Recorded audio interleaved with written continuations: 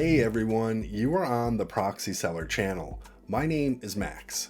In today's tutorial, I'll show you how to configure a proxy in the Psiphon Pro Android app. Let's get started. Open Psiphon Pro and go to Proxy Settings.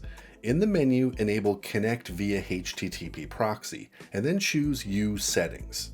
Enter the proxy's IP address and HTTP port. For a free proxy, skip the next step. But if you're using a private proxy like I am, activate Use Proxy Authorization.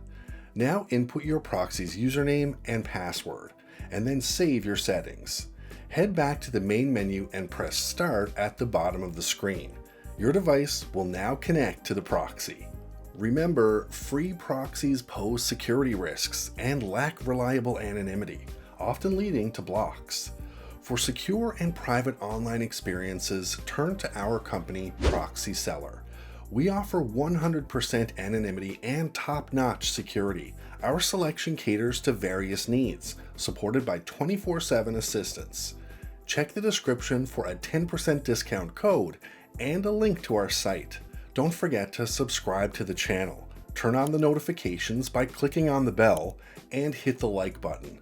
That's all for now. See you guys in the next video.